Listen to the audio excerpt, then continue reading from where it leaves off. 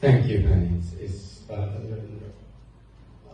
I think I can say on behalf of all of us that we are desperately waiting for that day, that every single one of those murderers are getting justice, being tried in courts that unbiasedly see their crimes and have no mercy, except that the international court in this very city days send them to the justice.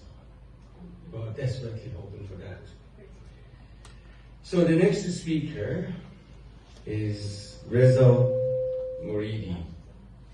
Reza Moridi is a Canadian politician of Iranian descent, former cabinet minister, and he was a member of the Liberal Party and represented Richmond Hill in Ontario, and in provincial assembly until 2018. He worked as one of the ministers of Kathleen Wynne's cabinet.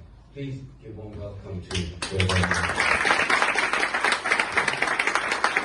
Thank you very much for the introduction.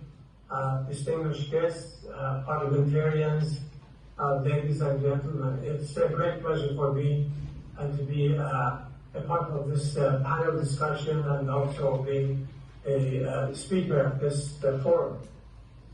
As you know, June 20th is the International Day in support of political prisoners in Iran.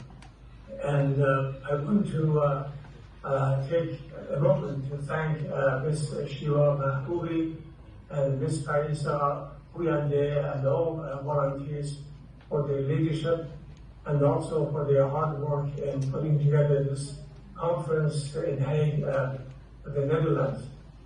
As you have already heard, I'm based in the city of Toronto and talking to you from the suburb of Toronto, Richmond, which is my hometown in Canada.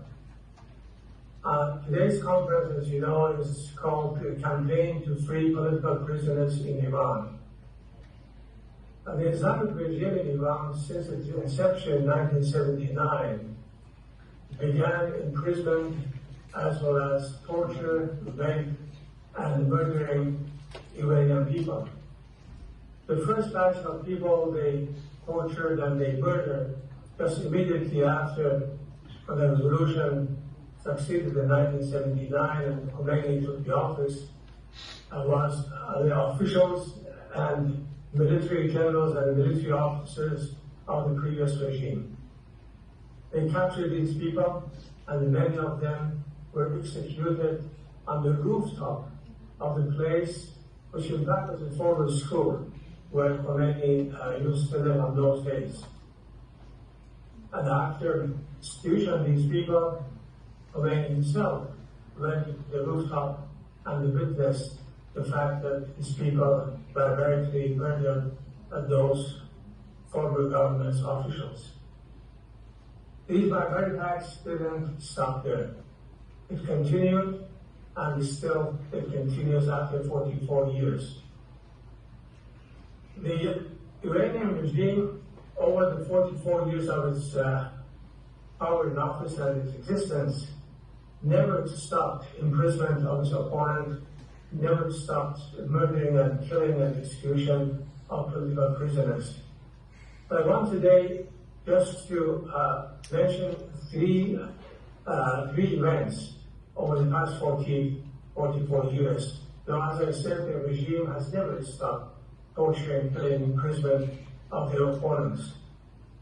Three events are most significant in some respects. One of them is just 2 years after the revolution.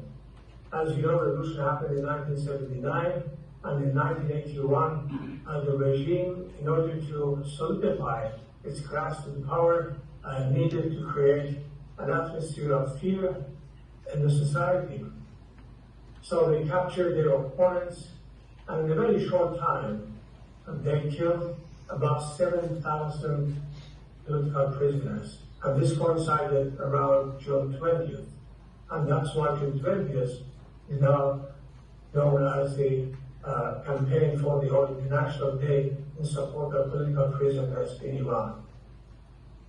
And in 1988, in the summer of 1988, just a few months after the finishing of the Iran-Iraq war, Khomeini ordered his judges, ordered a fatwa, actually, a decree, that all political prisoners who are not Muslims, they have to be executed.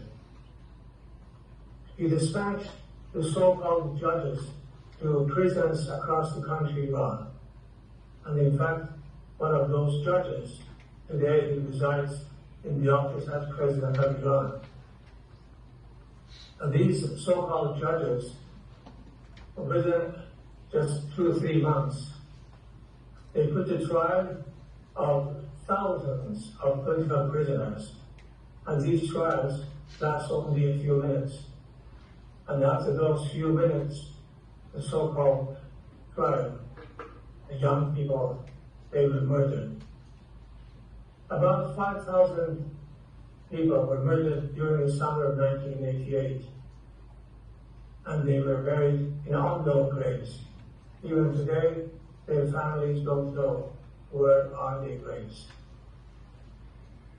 In 2013, as a result of advocacy and hard work some Iranian Canadians, and the Parliament of Canada unanimously passed a motion proclaiming the massacre of political prisoners in Iran in 1988 by the order of Khomeini as crime against humanity. The third major event which I would like to mention is quite recent. Actually started last September by the murder of Gina Amini, a young Iranian Kurdish girl who went to Tehran to visit her family, but captured and murdered while she was in prison by the revolutionary guard, by the Iranian regime. And that in fact sparked a huge revolution in Iran, which still continues.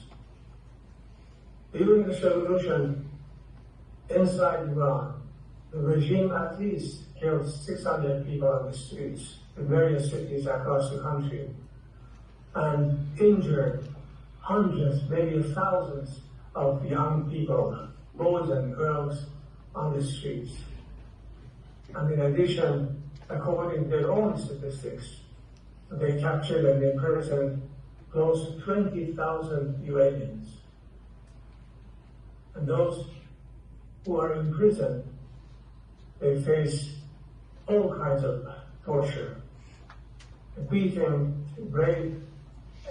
You can't imagine what kind of tortures they experience while they are in the Iranian prisons. And currently, apart from those, there are thousands and thousands of Iranians, and they are in prisons in various cities across the country. Actually, a few months ago, it was in the news that the regime was planning to build a prison in the city of Rashad, which is located on the northeastern part of Iran. A prison with a capacity of 10,000 people. So the regime needs prisons, and that's why they are building prisons. But in fact, Iran as a country is a big prison. 85 million people, they have been imprisoned by this barbaric regime. And the struggle of Iranians for freedom and democracy continues.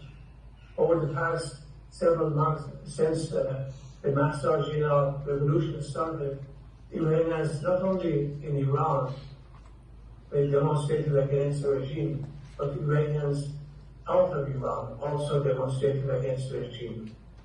In my hometown, Richmond Hill, the suburb of Toronto, we organized a demonstration of Iranians where 50,000 people, mostly from the Iranian community, they participated in that event.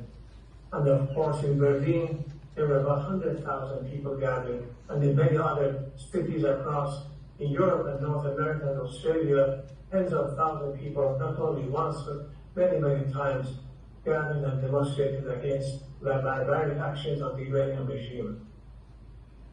My heart goes to the political prisoners in Iran. and also with their families.